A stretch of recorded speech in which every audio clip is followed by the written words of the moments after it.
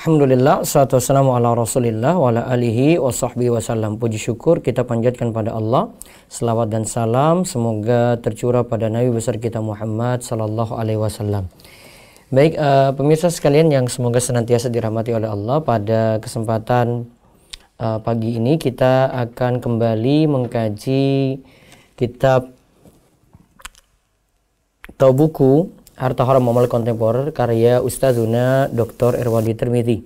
Dan nantinya kita akan mengkaji, ini sudah kita rampukan tentang masalah fikihnya, tinggal 3 pembahasan nantinya tolong menolong dalam dosa dan maksiat, terus tentang tobat dari harta haram dan seterusnya. Kita lihat di bab kelima halaman 613 dari cetakan ke 23. Monggo dibaca. Tolong menolong dalam dosa dan maksiat. Terkadang suatu transaksi terbebas dari riba, terlepas dari gharar, dan terhindar dari kezaliman. Akan tetapi, transaksi tersebut merupakan wasilah atau sarana untuk terjadinya salah satu dari 3 transaksi haram tersebut. Baik, sebentar. Suaranya jelas nggak, Rudi? Hah? Nggak, maksudnya kalau live jelas suaranya? Masuk di live ini? Live itu? Sebentar, saya suruh diambil di VA. Dibaca.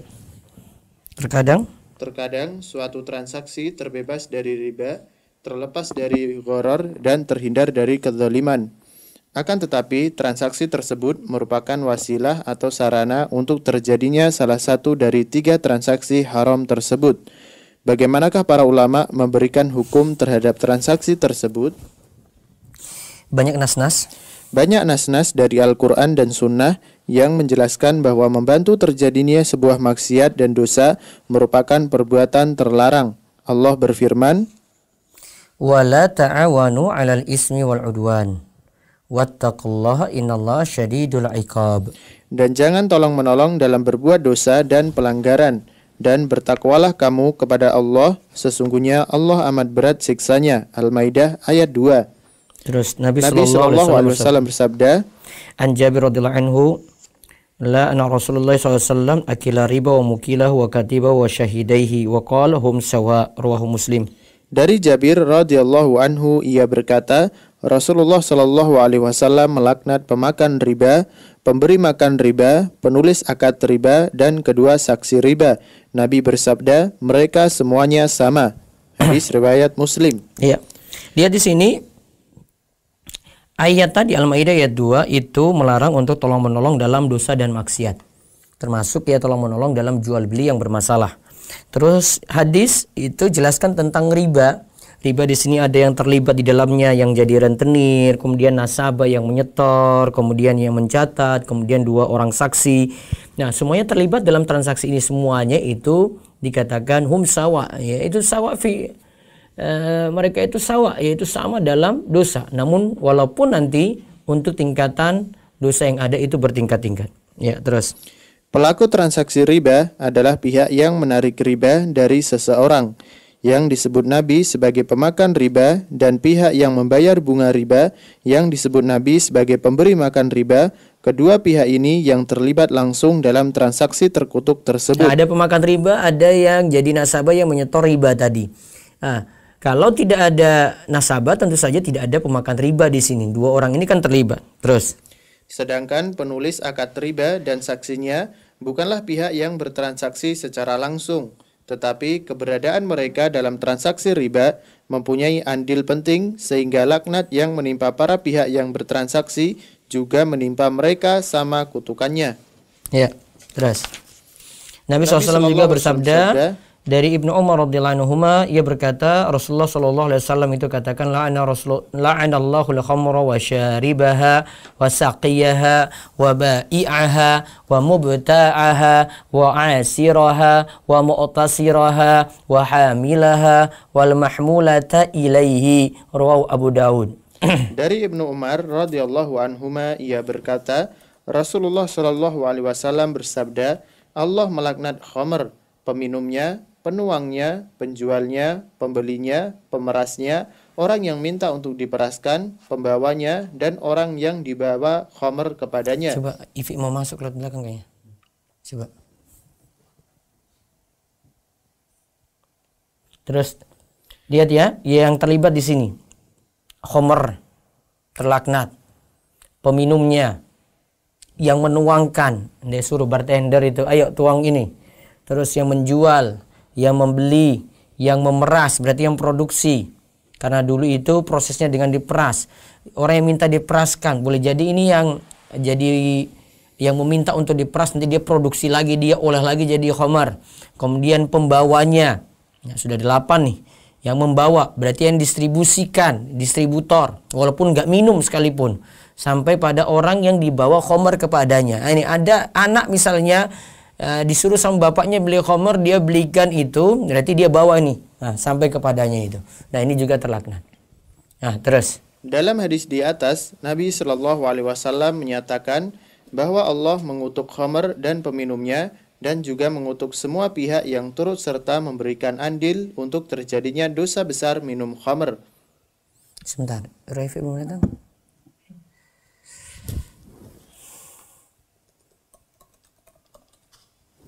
Kalau gini terganggu nih. Kalau nanti nggak ada rekaman. Nanti rekamannya Abu Abbas. Baik. Ya. Lanjut lagi.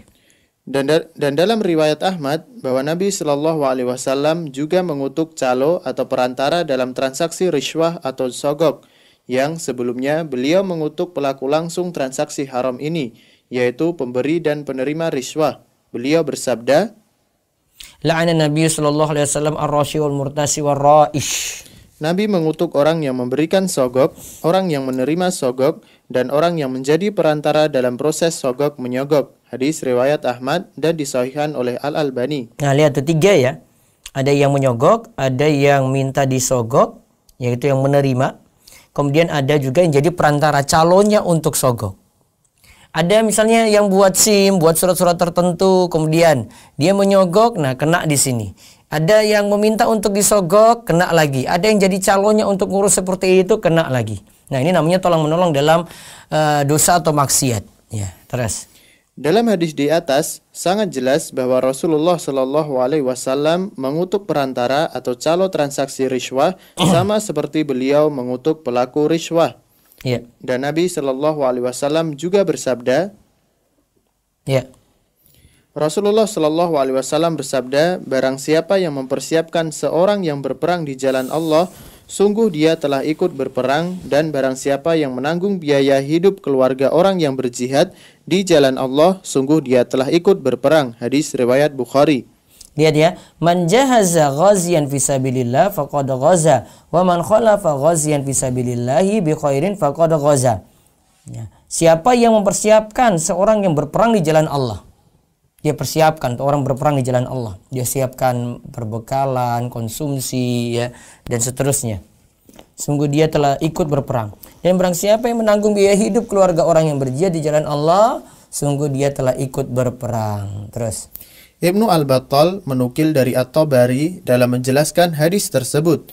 Fikih hadis ini bahwa orang yang membantu seorang mukmin yang sedang dalam berbuat baik, maka orang yang menolong mendapat pahala yang sama dengan orang yang sedang berbuat baik itu. Begitu juga halnya orang yang membantu orang yang melakukan maksiat kepada Allah, maka orang yang menolong mendapat dosa yang sama seperti pelakunya. Karena itu, Rasulullah Shallallahu Alaihi Wasallam melarang menjual pedang di waktu fitnah, perang sesama umat Islam. Beliau mengutuk pemeras khamr, pihak yang minta diperaskan, pembawa, dan orang yang dibawakan khamr kepadanya. nah, karena semuanya ini tolong menolong dalam maksiat. Terus Nabi SAW juga bersabda. Nabi Shallallahu Alaihi Wasallam bersabda, dari Umar bin Khattab radhiyallahu anhu, ia berkata, aku mendengar Rasulullah Shallallahu Alaihi Wasallam bersabda, barang siapa yang beriman kepada Allah dan hari akhir, maka janganlah dia duduk di tempat yang di sana ada khamr yang dituang. Terus Burhanuddin. lihat ya, sebentar. Janganlah dia duduk di tempat yang di sana ada khamr yang dituang. Dia masuk di bar, walaupun tujuannya untuk ya beli apa begitu. Dia duduk di situ, terus ada di sampingnya dia minum khamar, ya baiknya dia tinggalkan tempat tersebut. Terus Burhanuddin. Burhanuddin, ulama mazhab Hanafi, wafat tahun 616 Hijriyah, berkata, Abu Al-Qasim ditanya tentang hukum menjual sesuatu kepada orang yang butuh dan dikhawatirkan si pembeli menggunakannya untuk keperluan yang haram. Apakah si penjual wajib menanyakan kepada pembeli untuk apa dia gunakan barang yang akan dibelinya? Nah, lihat ya. Tentang hukum menjual sesuatu barang di sini. Namun ada rasa kekhawatiran si pembeli nanti menggunakannya untuk keperluan yang haram. Jadi sudah ada curiga ini. Kalau nggak ada curiga ya nggak masalah. Kalau sudah ada curiga nanti digunakan untuk tujuan yang haram. Bolehkah ditanyakan? Terus ia menjawab, segala sesuatu sesuai dengan kegunaan barang pada umumnya hingga datang hal yang meragukan. Nah, asalnya barang itu ya dipakai untuk kegunaannya pada umumnya. Nih misalnya laptop. Ya. Ada yang mau beli laptop ya dia pakai pada umumnya. Umumnya dipakai seperti itu dulu gitu kan, tidak semua orang itu buka situs porno, enggak seperti itu. Umumnya dia pakai untuk ngetik, untuk tugas-tugas, untuk desain, sesuai keumuman gitu. Nah terus, apabila uang milik seorang pembeli mayoritasnya adalah haram atau penjual dikenal sebagai orang yang terbiasa mendapat harta dengan cara haram, maka yang terbaik menanyakan hal tersebut kepadanya. Dan jika mayoritasnya adalah harta yang halal, maka tidak perlu ditanyakan. Nah, namun kalau sudah curiga tadi itu yang haram, maka ditanyakan. Terus, beliau juga mengharamkan? Beliau juga mengharamkan menjual cincin emas kepada laki-laki yang diketahui dia akan memakainya. Nah, cincin emas pada laki-laki yang diketahui nanti laki-laki ini akan pakai emas tadi. Terus, beliau juga ditanya tentang orang yang menjual dan membeli di jalan, maka dia menjawab, jika jalan itu lebar, yang sekiranya berjualan di sana tidak menyebabkan mudarat kepada orang yang lewat, maka hukumnya tidak apa-apa. Diriwayatkan, kalau jalannya lebar, kemudian tidak ganggu orang yang lewat, tidak masalah. Ya, terus.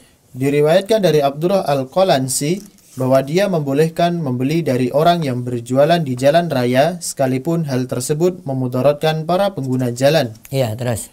Akan tetapi, pendapat pertama adalah pendapat yang sahih dalam mazhab Hanafi. Karena jika penjual tahu bahwa tidak akan ada orang yang membeli darinya, bila dia berjualan di jalanan, tentu dia tidak akan berjualan di jalanan. Maka perbuatan membeli dari orang yang berjualan di jalanan termasuk dalam kaidah larangan tolong-menolong dalam maksiat. Padahal Allah Ta'ala telah berfirman, wala ta'awanu al-ismi wal udwan wattaqullaha innallaha syadidul iqab. Dan jangan tolong-menolong dalam berbuat dosa dan pelanggaran, dan bertakwalah kamu kepada Allah, sesungguhnya Allah amat berat siksanya. Al-Maidah ayat 2. Terus dan sebagian para ulama kami berkata, tidak boleh si penjual duduk di jalanan, sekalipun hal tersebut tidak menyebabkan orang yang lewat terganggu. Penjual ini dihukumi fasik karena jalan dibuat bukan untuk duduk, akan tetapi untuk dilewati oleh pejalan kaki dan pengendara. Nah, ini tentang masalah tidak boleh si penjual duduk di jalan. Ini kalau jalannya ganggu ya, dia duduk situ dia ganggu atau dia buka jualan di situ itu mengganggu. Sekalipun hal tersebut tidak menyebabkan orang yang lewat terganggu. Nah, sekalipun tidak terganggu di situ. Namun ini kan jalan orang lewat terus. Penjual ini dihukumi fasik. Karena jalan dibuat bukan untuk duduk. Nah ini untuk duduk saja ini nggak boleh. Jadi jalannya itu masih los gitu saja, masih bisa orang lewat. Tapi penjualnya duduk di jalan tadi. Ya. Kan tapi untuk dilewati. Ini kan untuk dilewati bukan untuk duduk di situ. Dilewati oleh pejalan kaki dan pengendara. Nah ini dikatakan sampai para ulama katakan seperti itu. Terus Az-Zailai. Az-Zailai, ulama mazhab Hanafi, wafat 743 Hijriah, berkata, memberi hadiah atas nama Nairus dan Mahrojan. Ini hari raya orang Majusi. Ya, terus. Hukumnya haram, bahkan kafir. Abu Hafsin berkata, bila seseorang beribadah kepada Allah 50 tahun kemudian datang hari raya Nairus dan dia menghadiahkan kepada seorang musyrik sebiji telur karena mengagungkan hari tersebut, sungguh dia telah kafir dan hapus semua ibadah 50 tahun tadi. Dan apabila seorang muslim memberikan hadiah kepada muslim yang lain di hari Nairus, bukan dengan tujuan mengagungkan hari tersebut, tetapi hanya karena orang-orang terbiasa memberi hadiah di hari tersebut, hukumnya tidak kafir. Meskipun demikian, tidak selayaknya seorang muslim melakukan hal tersebut. Kalau mau, lakukan sebelumnya atau sesudahnya. Nah, ini yang di sini jadi pelajaran, ini yang biasanya jadi perdebatan di masyarakat kita karena mungkin kurang dalam memahami agama, kurang dalam memahami akidah. Mereka gitu saja ada hari Natal, sampai pun yang juga sebenarnya ini ritual non muslim, Valentine's Day dan semacam itu, ya mudah-mudahan untuk berikan hadiah. Coba lihat di sini, ini dikatakan oleh ulama mazhab Hanafi. Ini harinya orang musyrik, yaitu hari Nairus dan Mahrajan. Ya, hari rayanya orang musyrik. Di situ sampai ada 2 rincian nih ya. Ya, jika mungkin setuju pada ini yang pertama ini pasti setuju pada akidahnya gitu, maka kafir. Namun kalau dia cuma beri saja karena umumnya orang kasih hadiah semacam tadi, maka dihukumi dia itu tidak kafir, namun tidak selayaknya kasih seperti itu. Jadi yang mendengungkannya sudah nggak apa-apa, kasih saja, kita saling toleransi, saling menghormati. Nah, belum melihat perkataan ulama-ulama dahulu tentang ini.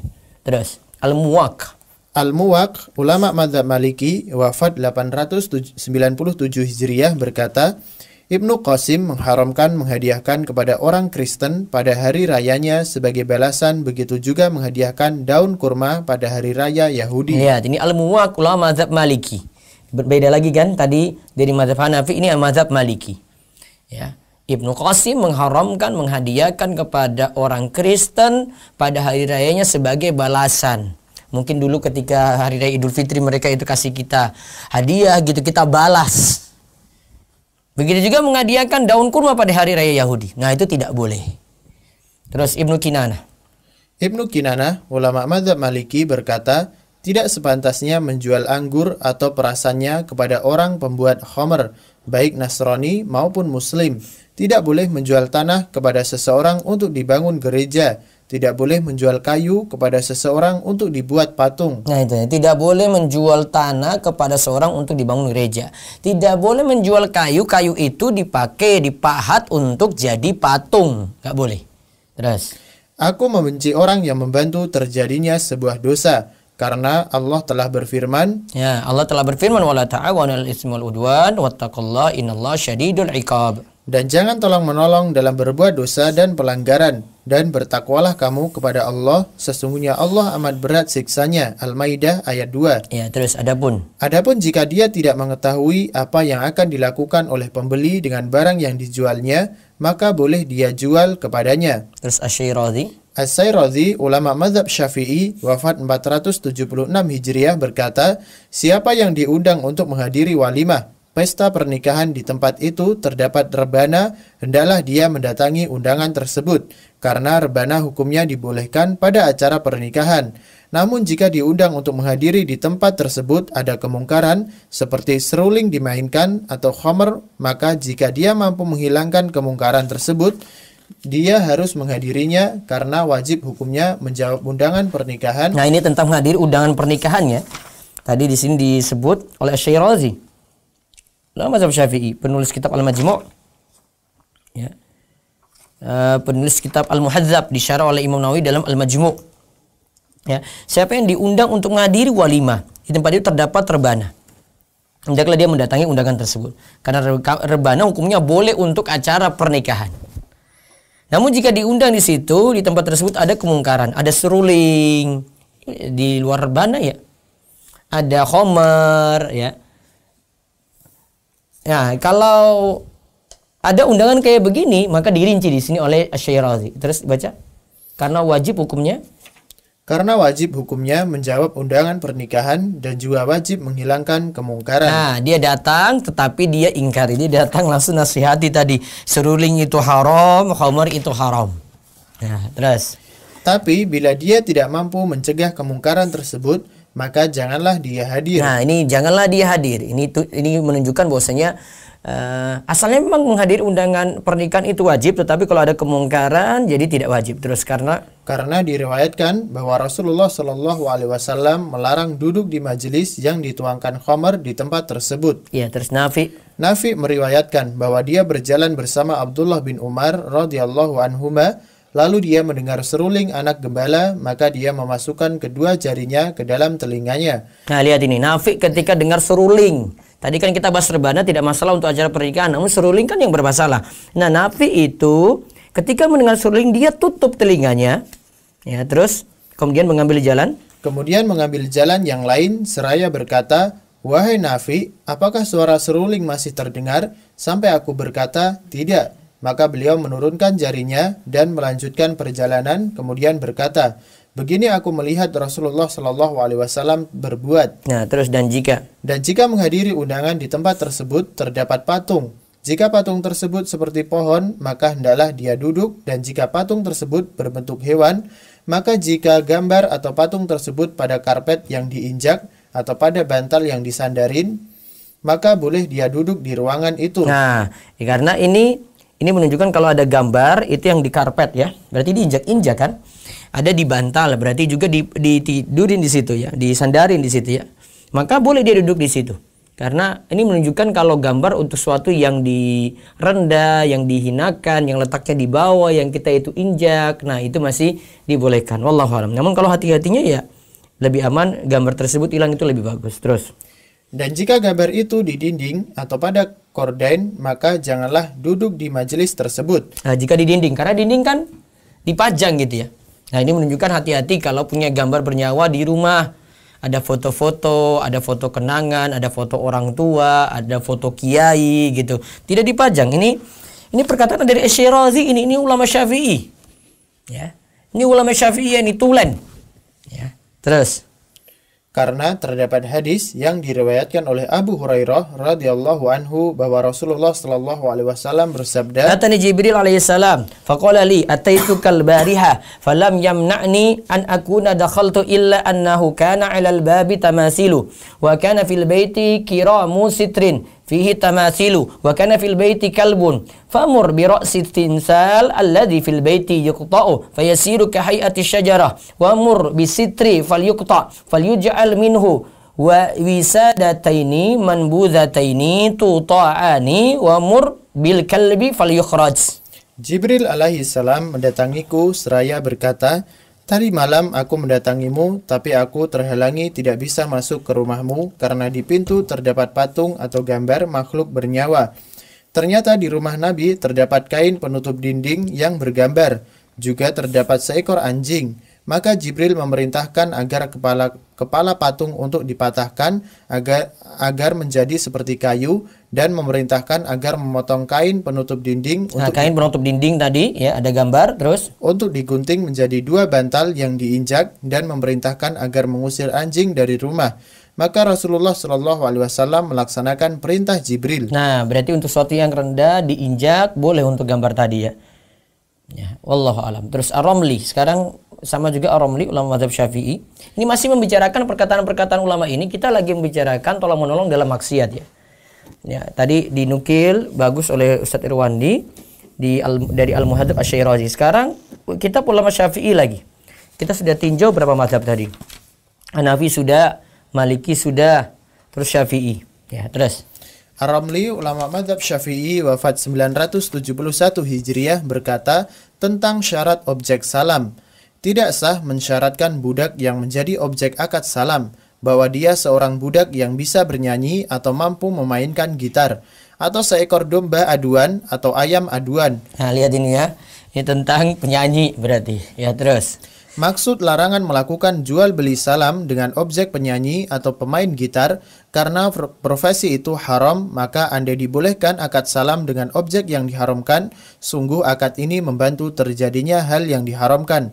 Padahal Allah telah berfirman, Al-Maidah ayat 2, wala ta'awun 'alal ismi wal udwan. Ya, sama ya. Terus dan karena hal itu juga tidak sah akad salam dengan objek domba aduan dan ayam aduan. Ya, terus Az-Zarkashi sekarang. Az-Zarkashi, ulama mazhab Hambali, wafat 772 Hijriah, berkata, menjual perasan anggur kepada orang pembuat khamr, jual belinya batal. Tidak diragukan ini adalah mazhab. Nah, menjual perasan anggur. Anggur diperas kan, dijual pada orang yang menjual, yang membuat khamr. Jual belinya batal, tidak sah. Karena dipakai untuk yang haram, berarti dukung maksiat, dukung akad jual beli yang bermasalah. Ya, terus. Tidak diragukan ini adalah mazhab Hambali, karena hal itu sarana untuk terjadinya hal yang diharamkan, dan sarana kepada hal yang haram hukumnya haram. Terus Al-Buhuti. Al-Buhuti, ulama mazhab Hambali, wafat 1051 Hijriah, berkata, segala sesuatu yang haram untuk dipakai seperti yang terbuat dari benang sutra untuk laki-laki dan bergambar makhluk hidup, maka haram hukum menjualnya. Ya, benang sutra ya, karena kain sutra untuk laki-laki nggak boleh ya. Di sini juga gambar makhluk hidup, ya. Maka haram untuk menjualnya. Terus juga haram menenunnya. Juga haram menenunnya, menjahitnya, memberikan kepemilikan dan menerima kepemilikan dari orang lain akan baju sutra tersebut dan menerima upah menyewakan baju tersebut untuk dipakai. Karena Allah telah berfirman, lihat ya, juga haram menenunnya, menjahitnya, memberikan kepemilikan dan menerima kepemilikan dari orang lain akan baju sutra tersebut. Nah, ini kaitannya dengan sutra tadi ya. Namun ingat ya, untuk laki-laki, kalau untuk perempuan tidak masalah. Karena perempuan boleh menggunakan. Namun kalau untuk laki-laki tadi, menenunnya nggak boleh, menjahitnya nggak boleh, memberikan kepemilikan padanya nggak boleh, kecuali kalau itu dipakai untuk perempuan. Nah, ini juga termasuk wala ta'awunu 'alal ismi wal udwan. Dan juga karena hukum sarana sama dengan hukum tujuan. Al-wasail hukmul maqasid. Ini para ulama punya kaidah, dalam kaidah ini dikatakan perantara sama dengan hukum tujuan. Kan untuk terwujudnya kain sutra ini kan dibuat dulu, ada proses gitu. Ada tenun, ada jahit ya. Terus kasih ke pemiliknya, baru dia itu pakai. Maka proses-proses ini kan perantara menuju tujuan. Ya, maka itu jadi bermasalah. Wallahu a'lam. Terus Ibnu Taimiyah, ulama mazhab Hambali, wafat 728 Hijriah, berkata, non-muslim yang menghadiahkan sesuatu kepada orang Islam pada hari-hari besar mereka berbeda dengan hari-hari biasanya, maka jangan terima hadiahnya. Terlebih lagi apabila hadiah itu adalah sesuatu yang membantu perayaan mereka, tasyabbuh atau menyerupai mereka, seperti menghadiahkan lilin dan semisalnya pada saat Natalan. Nah, ini Ibnu Taimiyah yang katakan. Ibnu Taimiyah menyebutnya dalam Iqtida' Shirathil Mustaqim.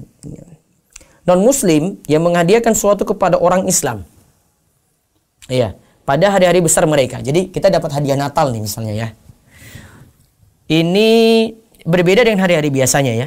Jadi pas Natal, terus kita dikasih, ada tetangga non-muslim kasih kita itu makanan atau hajatan mereka ketika mereka acara Natal tadi. Maka jangan terima hadiahnya. Tuh kata Ibnu Taimiyah nih ya. Terlebih lagi apabila hadiah itu adalah sesuatu yang membantu perayaan mereka. Atau itu tasyabuh, menyerupai mereka. Seperti apa? Menghadiahkan lilin dan semisalnya pada saat Natalan. Nggak boleh. Ini kalau di tengah-tengah kita ini ditiru acara yang kaitannya ada lilinnya dan tiup lilinnya tadi pada acara ultah ulang tahun. Ya. Kita itu belum menyadari hal itu. Sampai kalau tidak merayakan seperti itu, tabu. Anak-anak seperti itu, orang tua nurut anak. Mungkin bapak ibunya ngaji, anak-anaknya sekolah di sekolah umum, kemudian lihat seperti itu, nyerayakan itu di rumah, habis itu difoto, ya, masuk di Instagram, bangga gitu, anak seperti itu. Ini tasyabbuh, ya, tasyabbuh menyerupai non-muslim. Terus beliau juga berkata, adapun menerima hadiah dari non-muslim pada hari raya mereka, sebagaimana yang telah kami jelaskan bahwa Ali radhiyallahu anhu dibawakan kepadanya hadiah hari raya Nairus. Tadi hari raya Nairus tadi ya. Hari raya Nairus yang kita bahas di muka tadi, hari raya orang Majusi ya. Ali radhiyallahu anhu dibawakan kepadanya hari raya Nairus, maka dia menerimanya. Adapun menerima hadiah dari non-muslim pada hari raya mereka, sebagaimana yang telah kami jelaskan bahwa Ali radhiyallahu anhu dibawakan kepadanya hari raya Nairus, hadiah hari raya Nairus, maka dia menerimanya. Juga diriwayatkan oleh Ibnu Abi Syaibah dalam musannafnya bahwa seorang wanita bertanya kepada Aisyah radhiyallahu anha. Ia berkata, kami memiliki ibu susuan beragama Majusi. Pada saat hari Nairus, dia memberikan hadiah kepada kami. Maka Aisyah berkata, adapun hadiah dalam bentuk daging yang mereka sembelih untuk hari itu, maka jangan dimakan. Nah, hadiahnya bentuk daging nggak boleh dimakan, Akan tetapi, bila hadiah berupa buah-buahan, maka makanlah. Nah, berarti di sini ada pendapat yang lainnya juga ini. Kalau tadi non-muslim menghadiahkan sesuatu kepada kita, ini jangan diterima. Ini kalau kaitannya dengan hadiah hari raya mereka gitu. Tetapi kalau ini adapun menerima hadiah dari non-muslim, kalau dalam kasus Aisyah di sini, kami memiliki ibu Sufyan beragama Majusi. Jadi ibu Sufyannya beragama Majusi. Pada saat hari Nairus, dia memberikan hadiah kepada kami. Adapun hadiah dalam bentuk daging, nah daging sembelihan nggak boleh. Adapun akan tapi karena sembelihan dari Majusi ya, bukan ahli kitab. Kalau ahli kitab masih boleh. Wa ta'amul ladzina utul kitaba halal lakum, dan makanan yang dimaksudkan dengan makanan sini adalah sembelihan. Ini Al-Maidah ayat 5 ya. Sembelian dari ahli kitab itu halal untuk kalian. Kalau ini kan kita bahas Majusi. Maka daging sembeliannya itu haram, jangan dimakan. Akan tapi bila hadiah berupa buah-buahan, maka makanlah. Nah, terus hal ini menunjukkan bahwa tidak ada pengaruh hari raya dalam larangan menerima hadiah dari mereka, karena menerima hadiah tidak termasuk dalam tolong-menolong dalam syiar kekafiran mereka. Berarti dirinci tadi. Kalau yang pertama itu tentang masalah memberi.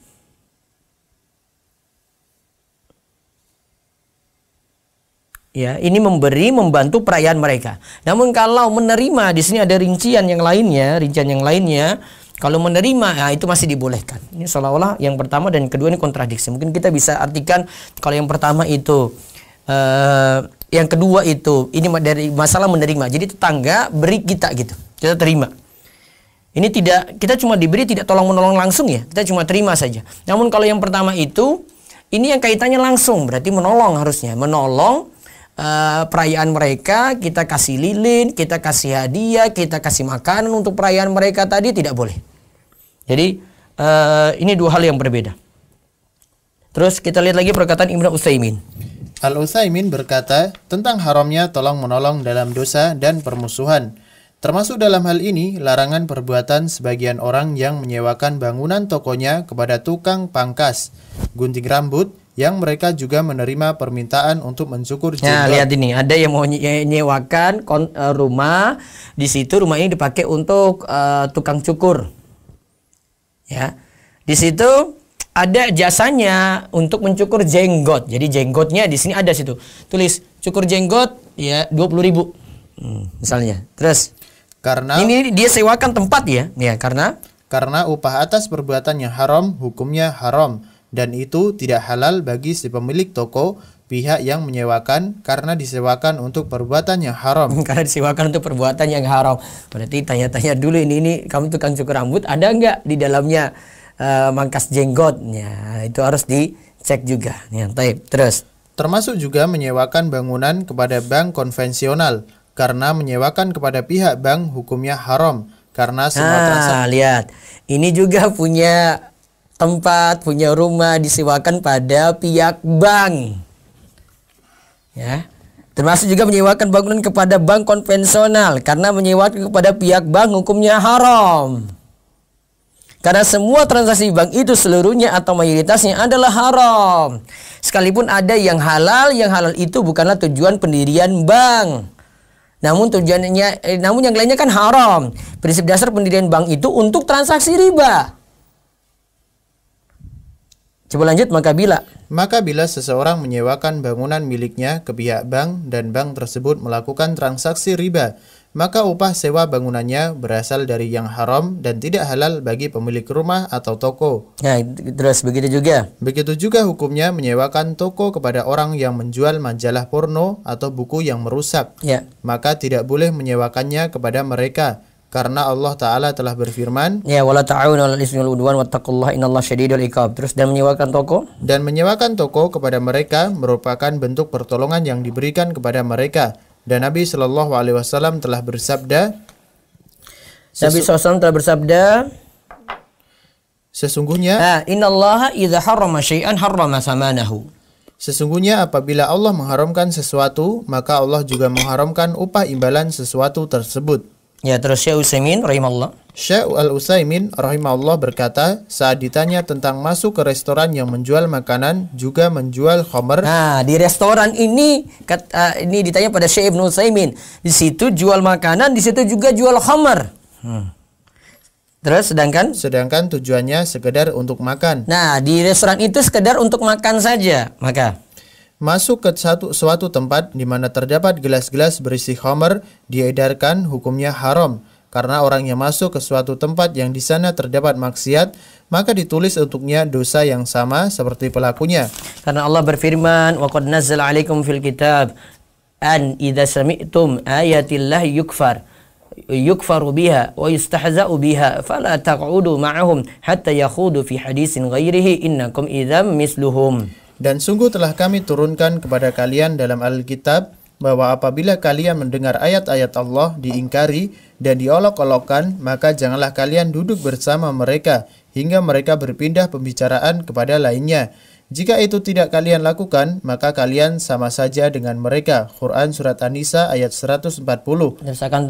Akan tetapi jika Anda dalam keadaan darurat, maka beli makan dari restoran tersebut dan menjauhlah dari tempat tersebut. Tapi jika Anda dalam keadaan darurat, maka beli makan dari restoran tersebut dan menjauhlah dari tempat tersebut. Jadi beli makan saja, take away, terus keluar dari situ, makan di tempat lain, tidak di situ juga. Nah, terus. Namun jika Anda mendapatkan makanan lain di restoran lain yang tidak menjual khamar, maka wajib bagi Anda untuk tidak membeli di tempat itu. Nah, ini dalam Fatwa Nur Alal Darb, ya. Ini salah satu siaran di radio, kemudian ada sesi tanya jawabnya seperti itu. Terus, Dewan Ulama Besar Kerajaan Arab Saudi mengeluarkan pernyataan tentang maraknya iklan riba di majalah dan koran di tahun 1398 Hijriah yang berbunyi, ayat-ayat ini menunjukkan besarnya pengharaman riba dan termasuk dosa besar yang menyebabkan pelakunya masuk neraka. Dan sesungguhnya pelaku riba perang melawan Allah dan Rasul-Nya. Terus banyaknya iklan. Banyaknya iklan lembaga riba di majalah dan koran menjadi perhatian Dewan Ulama Besar Kerajaan Arab Saudi. Dengan ini menyatakan, menyimpan uang di bank dengan imbalan bunga dengan persentase tertentu yang diambil oleh penabung, ini adalah riba yang nyata yang telah diharamkan Allah dan Rasul-Nya dan ijma atau konsesi para ulama. Walaupun tabungan itu dinamakan wadiah atau dengan nama yang lainnya, karena perubahan nama produk tidak merubah hukum riba yang diharamkan sedikit pun juga. Banyak iklan lembaga riba di majalah dan koran menjadi perhatian Dewan Ulama Besar Kerajaan Saudi. Hingga mereka nyatakan menyimpan uang di bank dengan imbalan bunga dengan persentase tertentu yang diambil oleh penabung, ini adalah riba yang nyata. Terus, walaupun tabungan itu dinamakan wadiah sekalipun, titipan, namun kenyataannya itu pinjaman. Maka ada keuntungan di situ dikasih untuk nasabah, maka keuntungan ini alias bunga yang kita sebut itu adalah riba. Terus transaksi ini telah menggabungkan riba fadl dan riba nasi'ah. Karena hakikatnya adalah menukar uang dengan cara tidak tunai dan berlebih. Nah, terus maka pihak yang berwenang dan para ulama di setiap masa dan tempat wajib mengingkari transaksi riba dan mengingatkan umat akan bahayanya. Dan juga wajib bagi Kementerian Penerangan melarang iklan transaksi riba di seluruh media massa sebagai perwujudan mengamalkan firman Allah, wala ta'awunu 'alal itsmi wal 'udwan wattaqullaha innallaha syadidul 'iqab. Dan jangan tolong-menolong dalam berbuat dosa dan pelanggaran, dan bertakwalah kamu kepada Allah, sesungguhnya Allah amat berat siksanya. Nah, terus OIFI dalam Umikhyar Dhoman juga menjelaskan, langsung baca artinya. Tidak boleh menguatkan akad dengan menulis dan saksi untuk tindakan haram seperti kredit ribawi. Nah, termasuk ini yang kalau misalnya ada saudara ya pinjam uang riba, pinjam uang utang, kemudian saudara ini kasih sertifikatnya gitu untuk yang saudara yang lainnya pinjam. Nah, ini tidak dibolehkan karena dukung dalam hal yang haram. Nah, sekarang kita sudah lihat perkataan ulama banyak sekali disebut oleh Ustadz Irwandi. Kesimpulannya gimana dong kaidahnya dalam hal tolong menolong dalam maksiat ini? Coba dibaca. Kaidah penting dalam hal tolong menolong dalam maksiat. Nah, sekarang kita masuk kaidahnya. Kan sudah lihat tadi, mana yang boleh berarti untuk kita tolong, mana yang tidak boleh. Kayak tadi kan untuk perayaan saja, dia kasih hadiah ke kita gitu. Apakah boleh kita memakan hadiahnya ya? Kalau kita beri pas acara mereka kita kasih hadiah boleh ataukah tidak? Nah, sekarang kita lihat perincian dari beliau di sini. Setelah menjelaskan nas-nas dan fatwa-fatwa para ulama dari berbagai mazhab fikih yang muktabar, maka kaidah yang ditetapkan oleh para ulama kontemporer yang tergabung di Majma' Fuqaha di Amerika sangat penting untuk dipahami agar hukum yang diberikan kepada setiap kasus tidak salah. Ya. Perkumpulan pakar fikih di Amerika dalam konferensi kelima di Bahrain pada tahun 1428 Hijriah menjelaskan bahwa kaidah dalam hal tolong-menolong dalam maksiat dibagi 4 agar tidak terjadi kekeliruan dalam berfatwa. Nah, lihat ini ya. Ada 4 rincian untuk tolong-menolong dalam maksiat. Nanti saya bantu untuk nyatatkan juga. Terus 1. Mubasyarah maksudah, langsung dan ditujukan untuk maksiat. Langsung dan ditujukan untuk maksiat. Seperti seseorang yang memberikan khamar kepada orang lain dengan tujuan untuk diminum. Hukum jenis ini adalah haram. Nah, ini kan tolong nih ya. Ini khamarnya ini sudah punya nih. Nah, ini khamar untukmu. Itu tolong langsung untuk dia minum lagi. Terus 2. Mubasyarah ghair maksudah. Langsung tapi tidak ditujukan untuk maksiat. Ya, terus Seperti menjual barang haram yang tidak ada kegunaannya untuk hal yang mubah, sekalipun tujuannya bukan untuk menolongnya berbuat maksiat. Hukum jenis ini adalah haram, seperti menjual rokok. Ya, ini langsung tapi tidak ditujukan untuk maksiat. Ya. Dia langsung, ini kan rokoknya ini maksiat nih.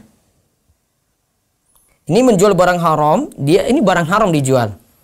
Yang tidak ada kegunaannya untuk hal yang mubah. Ya memang tidak ada kegunaannya, ya tetap dipakai untuk itu saja. Ya. Sekalipun tujuannya bukan untuk menolongnya berbuat maksiat. Saya kan cuma jualkan saja untuk dia. Terserah dia mau merokok atau tidak, gitu. Bisa jadi dia yang merokok, bisa jadi orang lain kan. Kalau beda dengan yang pertama, ini dia mau minum langsung kita kasih. Kalau mubasyarah ghairu maksudah, kita jual rokok, ya kita jual rokok. Bisa jadi dia yang merokok, bisa jadi orang lain yang merokok.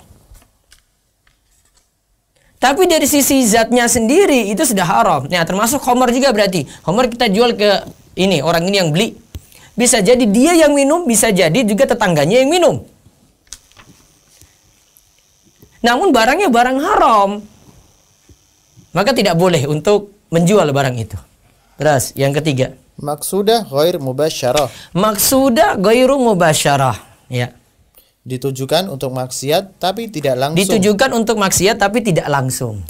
Seperti seseorang yang memberikan orang lain uang agar dia membeli khamar. Hukum jenis ini juga haram. Nah, kita beri uang, ya, agar dia itu membeli khamar. Khamar haram kan? Mubasyarah, dia bisa haram untuk dia ya. Ya, haram, dia langsung tujukan uang ini untuk khamar gitu. Namun bisa jadi uang ini dipakai beli khamar, dipakai beli yang lain. Tapi untuk bantu uang untuk khamar jadi haram. Berarti uang untuk yang lain, untuk tujuan yang lain cuma sekadar kasih uang saja. Oh, kita nggak tahu nih dia pakai untuk apa nih. Ya sudah, berarti tidak masalah. Terus Ghair mubasyarah wala maksudah. Ghair mubasyarah wala maksudah. Tidak langsung dan tidak ditujukan untuk maksiat. Tidak langsung dan tidak ditujukan untuk maksiat. Seperti seseorang yang menjual barang yang dapat digunakan untuk perbuatan halal dan juga dapat digunakan untuk perbuatan haram, dan penjual tidak terniat untuk membantu penggunanya dalam perbuatan haram, seperti menjual buah anggur yang dapat digunakan untuk hal kebaikan, yaitu untuk dimakan, dan dapat juga untuk membuat khamar yang memabukkan, dan ini berdosa kepada orang biasa yang bukan pembuat khamar dan juga bukan pemasok bahan baku ke pabrik minuman keras. Ini hukumnya halal. Jual beli kayak gini halal karena anggur ini tidak selamanya dipakai khamar. Ya. Dan kita tidak tahu juga dia pakai itu untuk khamar, kecuali kalau dia datang dia bilang, "Saya mau cari anggur terbaik untuk dijadikan khamar." Kalian kan dia cuma sekadar beli saja, sama seperti orang jual laptop. Ternyata yang beli ini anak-anak, ya ini orang tuanya dengan anak ini pakai keseharian untuk nonton video porno misalnya. Itu kan sudah ketahuan. Maksudah dia itu, yaitu niat dia sudah kita tahu. Tapi kalau yang keempat ini niatnya kita tidak tahu dan barang ini sifatnya umum bisa pakai untuk mana-mana. Nah, sekarang kita rinci ya 4 hal ini. Jadi rinciannya itu untuk kaidah tolong menolong dalam maksiat.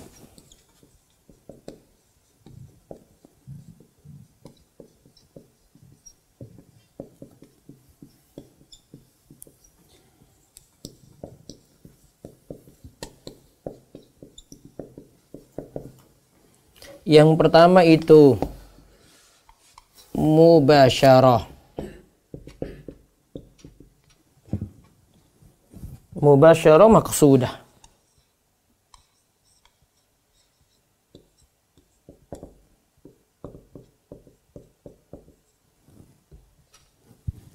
Mubasyarah itu artinya barang ini ya memang barang haram gitu.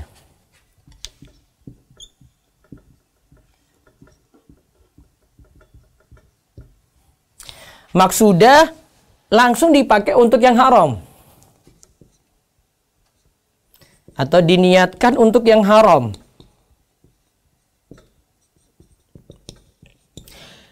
Barangnya khamar. Pas kita kasih ke dia, dia mau pakai untuk minum khamar. Barangnya khamar, kita kasih ke dia, dia pakai untuk minum khamar. Nah, ini namanya mubasyarah maksudah. Ini hukumnya haram.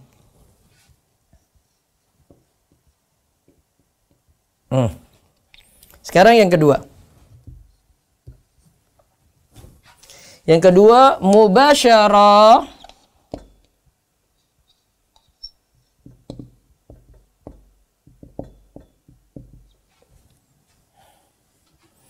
ghairu maksudah.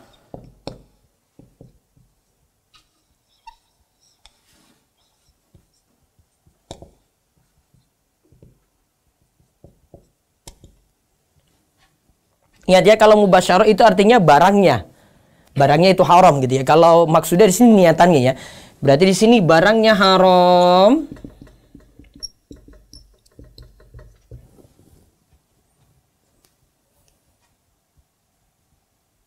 Ghairu maksudah. Kita tidak tahu niatnya.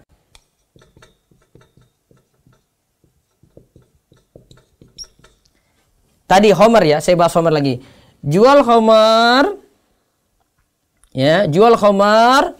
Kita tidak tahu ini orang ini sendiri yang minum,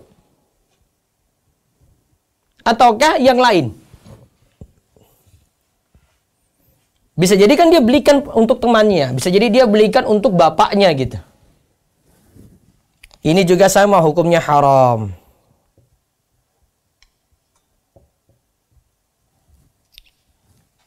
Yang ketiga sekarang.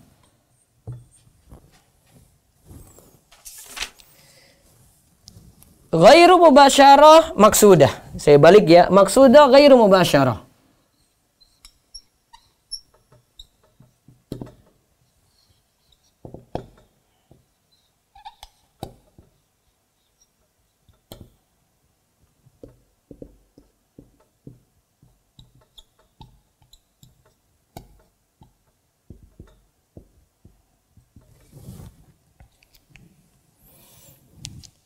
Maksudnya berarti kita tahu niat dia untuk yang haram.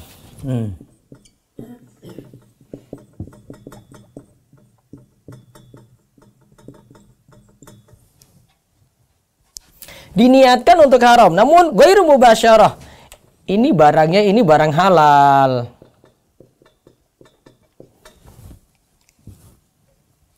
Ya, barangnya itu barang halal.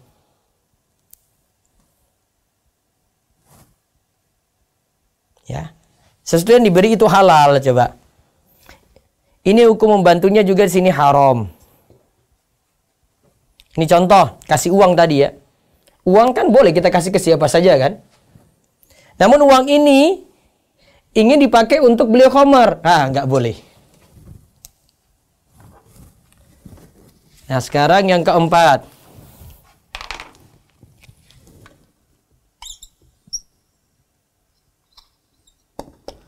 Ghairu mubasyarah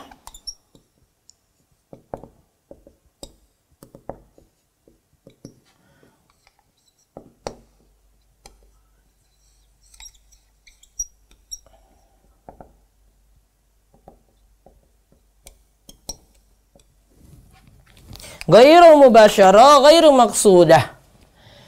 Tidak langsung, tidak diniatkan. Nah, ini berarti ini barangnya mubah. Nah, kita tidak tahu niatnya.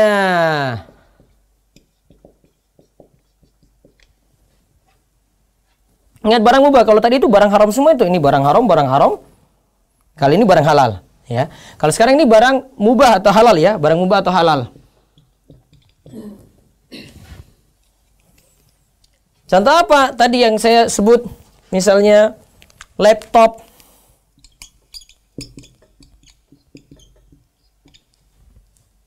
Laptop kan dipakai umum. Bisa jadi ada yang untuk ngetik skripsinya, ngetik tugasnya gitu. Bisa jadi laptop ini digunakan untuk nonton yang haram-haram gitu. Namun hukum menjualnya gimana? Halal. Halalun.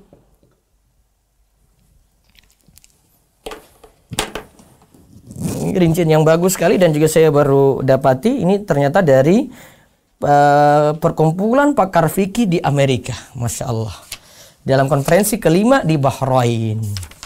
Luar biasa. Rinciannya, kaidahnya sangat bagus sekali. Mencakup hal-hal penting ini yang bisa kita terapkan untuk yang lainnya.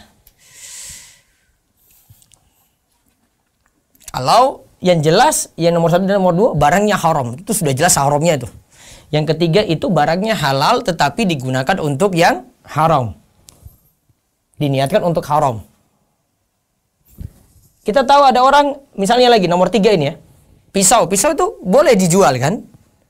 Tapi kalau ada yang datang dia bilang, mana pisau yang paling ampuh, saya mau bunuh orang. Haram jual ke dia. Tolong menolong dalam maksiat. Namun kalau dia masuk nomor 4, pisau, dijual pisau. Orang datang nggak tahu dia pakai untuk apa ya. Memang dia pakai untuk motong-motong sesuatu di rumah untuk masak gitu dan seterusnya. Ibu-ibu juga yang beli. Maka masuk yang ke-4, walaupun kok nanti pisau itu ternyata pisau yang saya jual kemarin ke dia pakai untuk ya nusuk orang gitu. Nah, kita kan nggak tahu di balik itu. Karena niatan kita tidak tahu. Wallahu a'lam bishawab. Ya, demikian yang kita bahas untuk pagi ini. Baik, ada waktu sekitar 20 menit saja ini untuk tanya jawab. Monggo bisa dari Zoom dulu 2 pertanyaan.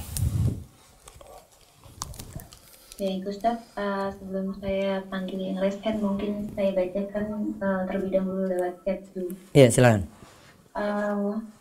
Bismillah. Assalamualaikum Ustaz. Ya, waalaikumsalam warahmatullahi wabarakatuh.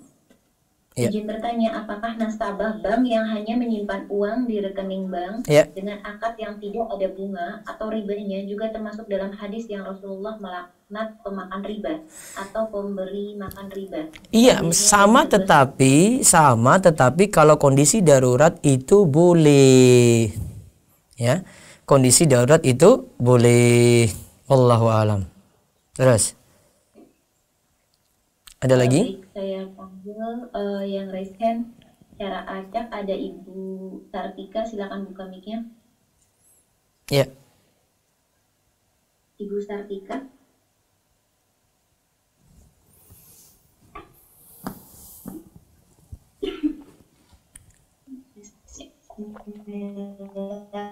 Nah, gangguan sinyal. Bismillah. Assalamualaikum warahmatullahi wabarakatuh. Waalaikumsalam warahmatullahi wabarakatuh. Silakan. Ustaz, mohon izin bertanya. Ya. Ini mengenai yang poin keempat, wiring prasyarah, itu misalnya kita bukan sebagai penjualnya, tetapi yang pemberi uangnya ke seseorang, terus dibelikan untuk misalnya seperti tadi laptop, ternyata kegunaannya selain untuk yang bermanfaat ada yang tidak bermanfaat, itu hukumnya yang memberi uang bagaimana Ustaz? Dosa yang make saja berarti ibu nggak kena masalah. Iya. Karena kan halal kan, yang jual juga halal gitu, berarti yang beri uang juga halal. Berarti yang salah itu yang make. Ini misal kalau untuk keperluan lain, misalnya uang tersebut untuk DP kredit motor gitu, itu juga yang salah yang memakainya saja. Nah, tunggu, ibu tahu nggak dia pakai untuk DP kredit motor? Belum tahu. Ya, kalau sudah tahu ya masuk di sini dong. Sudah tahu niat. Ya, sudah tahu niat berarti. Nah, nomor 3 ini. Diniatkan untuk haram. Ibu kasih uang halal, tapi dia kena pakai untuk haram. Maka haram. Kan sudah tahu niatnya. Kalau misalnya belum tahu tapi diberi peringatan dulu gitu, misalnya ini tak kasih uang tapi Jangan sampai pakai untuk yang haram ya. kamu DP buat DP gitu gimana? Iya, ibu sudah kasih ini uang ya, ini nggak boleh pakai untuk riba ya. Nah, sudah, lepas sudah. Ternyata dia pakai, berarti dia yang tidak amanat. Nah, itu ya Ustaz. Iya. Dia pakai ternyata dia pakai gitu, padahal sudah diingatkan tadi. Kayak gini misalnya Bu, gini. Ibu punya pakaian, ya baju rumahan gitu, ya baju rumahan. Ibu tujuannya kasih ini barang halal nih, karena dipakai di rumah kan? Iya. Ya. Namun ibu kasih ke orang ini, si A ini, ibu yang lain. Ternyata ibu ini biasanya itu mau keluar beli sayur di luar, dia nggak pakai jilbab. Tapi kan ibu beli barang yang halal, nggak tahu niatan dia kan? Berarti masuk nomor 4. Tapi kalau tahu dia itu tahu ini, baju rumahan ini, ya, daster gitu ya, tahu dia, wong dia nggak pakai jilbab, ya, kan sudah tahu itu, nggak pasti dia pakai ini juga di luar rumah. Ibu kasih ke dia, berarti kan kena dosa. Nah, jadi bedakan 3 dan 4 itu. Kalau 3 tadi kita tidak tahu, yang 3 tadi sudah tahu niatnya. Kalau yang keempat kita tidak tahu niatannya. Paham, Ji? Ya. Satu lagi Ustaz. Ji, monggo. Mengenai reseller Ustaz. Reseller yang syar'i menurut as-sunnah itu yang bagaimana? Terus misalnya ini ada kasus, Ana menjual produk. Terus teman Ana itu bermaksud untuk menawarkan. Lalu Ana kirim foto-foto produk tersebut, dipromosikan oleh teman Ana. Yeah. Nah, ada pembeli dari teman Ana itu dari luar kota. Lalu Ana berikan produk tersebut ke teman Ana, terus sama teman Ana dikirim ke luar kota. Apabila pembeli tersebut mentransfer uangnya, pembayarannya langsung ke rekening Ana, itu boleh enggak Ustaz? Karena nanti setelah transfer ke rekening Ana berikan laba yang untuk teman Ana. Nah, Bu Sartika. Nanti ada sebenarnya video saya di ini aja di channel Rumes TV ada, cari tentang reseller sama dropshipper itu. Saya pernah bahas sendiri kajiannya juga. Tadi gimana? Bu Sartika yang punya barang? Iya. Bu Sartika supplier berarti? Bisa dikatakan begitu Ustaz. Nah, terus ada teman dropshipper. J. Terus ada konsumen kan? Konsumen hubungi siapa? Ke dropshipper. Nah, ke dropshipper. Terus habis itu dropshipper lapor ke jenengan, J. Nah, terus habis itu dari supplier ini langsung kirim ke konsumen gitu? Enggak Ustaz, ke dropshippernya. Kenapa? Berikan ke Hah? Ya. Kasih ke dropshipper, terus? Ya, dropshipper kirim ke konsumennya. Dropshipper ini berarti bukan dropshipper, ini dia reseller sebenarnya. Kalau dropshipper nggak punya barang. Dropshipper itu nggak punya barang.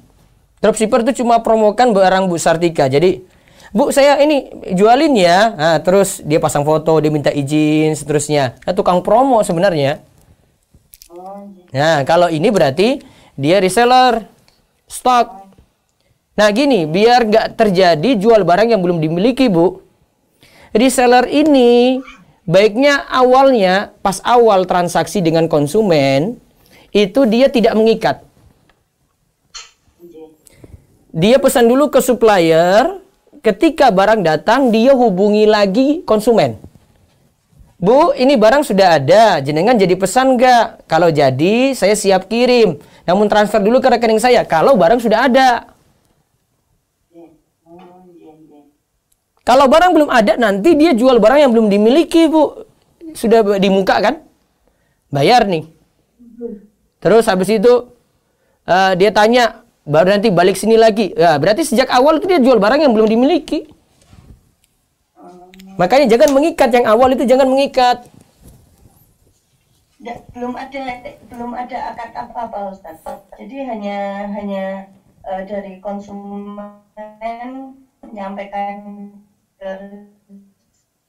seller, ya anak mau itu produknya gitu. Ye. Terus sellernya menghubungi anak berikan barangnya, itu Ustaz. Ya sudah, berarti ya pokoknya diingat aja, reseller itu cuma menjanjikan saja, tidak mengikat. Nah, kalau berarti dari sellernya nggak perlu beli tunai dulu ke anak gitu ya, Ustaz? Ya itu nanti perjanjiannya dengan ibu, terserah.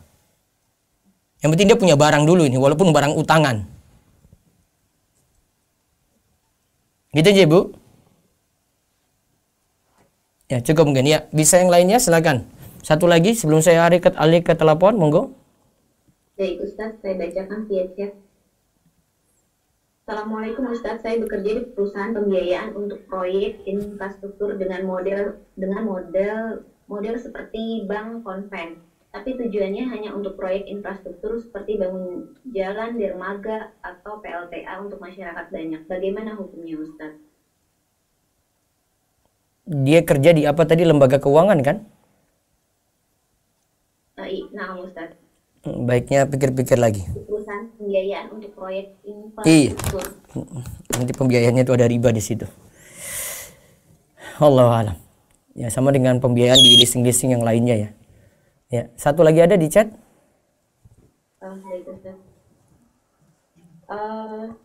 Assalamualaikum Ustaz. Waalaikumsalam warahmatullahi wabarakatuh.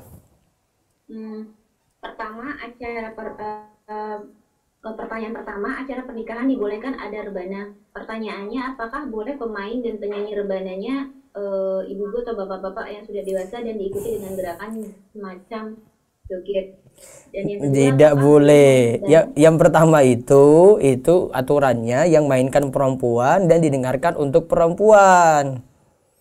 Nggak boleh laki-laki yang main terus atau perempuan yang main didengar laki-laki terus joget-joget. Beda lagi tuh. Ya. Itu beda lagi pembahasannya. Terus? Dan yang kedua, apakah boleh main rebana di masjid baik anak-anak maupun orang dewasa, dan bentuk rebana yang mana yang dibolehkan? Karena rebana yang tidak ada kelincingannya dan ada yang pakai kelincingan. Iya, pokoknya tadi taruhlah ada rebana lah, yang rebana di tempat kita lah. Tapi yang mainkan perempuan didengarkan perempuan, bukan didengarkan umum. Syaratnya ketat banget tuh. Bisa cari artikelnya di remesa.com, ada saya pembahasan rebana ada di situ. Cari aja dengan kata kunci rebana, nanti keluar. Ada syarat-syaratnya. Baik, gitu ya. Baik, saya beralih dulu ke WA, silakan. Izin bertanya Ustadz, jika ada salon dia menjual potongan rambut, tapi tidak tahu si pembeli tersebut digunakan untuk apa, bagaimana hukumnya? Salon terus? Jika ada salon dia menjual potongan rambut, tapi tidak tahu si pembeli tersebut digunakan untuk apa, bagaimana hukumnya? Berarti yang dijual tadi nomor 4 berarti barang halal, diniatkannya kita nggak tahu, kita tidak tahu niatannya, ya boleh. Terus ada telepon, angkat telepon. Belum ya, ya silakan. Ustadz ingin bertanya bagaimana hukum menggunakan aplikasi Dana, dan kadang apabila menggunakan aplikasi Dana kita mendapatkan diskon atau cashback. Apakah boleh kita menggunakan diskon atau cashback tersebut? Diulang, aplikasi Dana, terus ada aplikasi Dana itu seperti uang yang kita miliki ya. Saya punya uang di situ 500.000, itu seperti uang saya 500 gitu. Saya pakai untuk bayar ya berarti seperti saya bayar 500.000. Saya beli barang di toko A, terus saya dapat cashback dari toko A ini, ya berarti saya sama seperti saya dapat uang lagi gitu. Nggak masalah. Ada telepon? Ya, silakan angkat.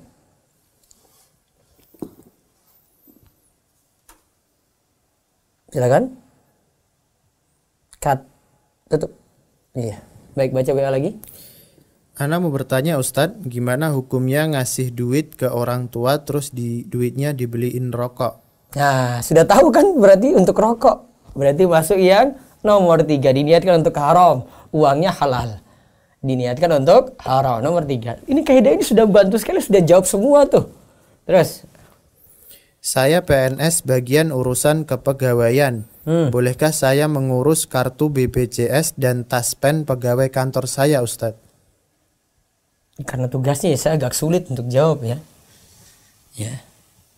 Ya, boleh diurus saja. Karena tugasnya dia tadi. Wallahu a'lam. Ada telepon silakan.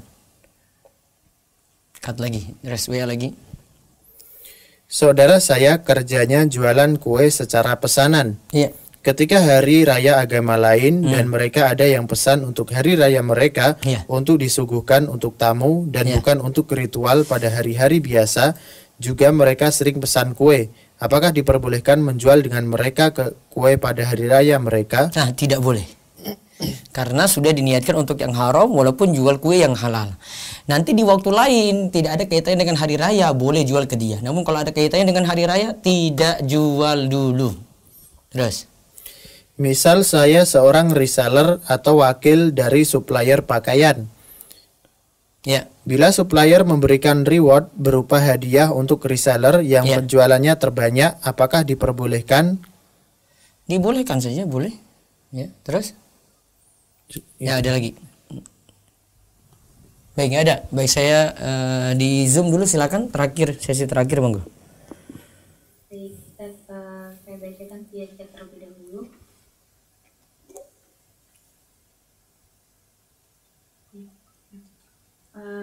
Bismillahirrahmanirrahim. Assalamualaikum Ustaz. Waalaikumsalam warahmatullahi wabarakatuh. Bagaimana hukumnya sebagai pedagang makanan yang bergabung di GoFood jika kita sebagai penjual tidak mengetahui apakah pembeli menggunakan fasilitas promo atau tidak? Dan yang kedua, bagaimana hukumnya membeli makanan via GoFood dan di toko itu menjual daging babi? Jazakallah khair Ustaz. Kalau sudah daging babi sudah nggak usah ditanya, haram. Tapi kalau tadi ya, kita kan penjual, ya. Saya jual sesuatu yang halal. Pembeli kita nggak tahu nih dia bayar dengan cara apa gitu. Maka nanti masuk nomor 4 tadi. Ghairu mubasyarah, ghairu maksudah. Kita jual yang halal, ya kan? Kemudian kita niatannya kita nggak tahu orang itu niatannya seperti apa, dia bayar pakai apa gitu. Maka asalnya halal. Terus satu lagi. Baik, saya panggil yang lesen, ada Ibu Nabila Rahmadani, silakan buka. Ya. Halo, assalamualaikum warahmatullahi wabarakatuh. Ustaz. Waalaikumsalam warahmatullahi wabarakatuh. Silakan. Iya, Ustaz, saya ada 2 pertanyaan, Ustaz, boleh ya? Iya. Singkat kok. Yang pertama, apakah semua pegawai bank, mulai dari atasan hingga bawahan seperti satpam, cleaning service, tukang parkirnya itu juga termasuk pelaku riba? Iya. Ada pelaku riba dan pendukung riba. Iya, Ustaz. Kemudian yang kedua, Ustaz, ayah saya ini merokok. Nah, saya sering disuruh diminta tolong untuk beli rokok. Nah, jadi apakah saya berdosa Ustaz ketika saya disuruh ayah membelinya? Nah, masuk nomor 3 berarti. Sudah tahu diniatkan untuk yang haram kan? Atau masuk nomor ini malahan. Sudah tahu nomor 1 itu barang haram, sudah tahu niatannya untuk merokok, berarti nggak boleh dibantu. Gimana Ustaz, saya nolak orang tua gitu masalahnya ini Ustaz, yang nyuruh gitu. Iya, itulah itu yang perlu ngatur strateginya gimana ya. Ada namanya kurangi mudorot, ada di situ ya, sudah dibeli tapi mungkin dikurangi porsinya dan seterusnya. Ada strategi-strategi, tidak selamanya jadi tinggalkan gitu karena ada faktor orang tua nanti malah marah dengan kita sulit dakwahi gitu, ada mafsadat lagi setelah itu ya, dampak-dampak jeleknya ada gitu loh. Yang terakhir ya Ustaz, bagaimana hukumnya kita kalau membantu penjualan barang atau promosi dari barang-barang yang dijual, sistemnya itu secara MLM Ustaz? Kita bantu aja, bantu promosi gitu Ustaz. Kita Sistem MLM, sistemnya kan ya. Sistemnya bermasalah. Masuk di situ berarti tolong menolong dalam hal bermasalah. Berarti udah mutlak haram ya Ustaz? Iya. Saya nggak sarankan masuk dalam sistem. Walaupun cuma ambil produk, tidak jadi cari downline lagi untuk dapat bonus, enggak. Tapi dia cuma ambil produk saja. Adanya seorang dalam sistem tadi membuat MLM-nya jadi makmur. Taruhlah semuanya punya niatan kayak gitu ya, MLM-nya jalan terus. Cukup ya? Baik, saya rasa cukup dulu untuk pagi ini. Insya Allah besok lagi ada pelajaran yang sama. Nanti bisa tanyakan lagi. Karena jam 9 saya harus siap-siap untuk kajian lagi dengan tema tafsir. Nanti bisa saksikan di YouTube, akan disiarkan dan juga di media sosial Rumaiso yang lainnya. Demikian kami cukupkan. Mudah-mudahan jadi ilmu yang bermanfaat. Sisa 2 bab lagi. Dan nanti kita akan bahas dari buku Harta Haram Muamalat Kontemporer. Kita selesaikan insya Allah hari Kamis dan hari Jumat besok. Dan hari Sabtu jam 9 pagi kita akan langsung mendapatkan pelajaran dari guru kita Ustadz Irwandi Tirmidzi jam 9 pagi di hari Sabtu besok insyaallah. Demikian kita cukupkan, tutup dengan doa kafaratul majelis. Subhanakallahumma bihamdika asyhadu an la ilaha illa anta astaghfiruka wa atubu ilaik. Assalamualaikum warahmatullahi wabarakatuh.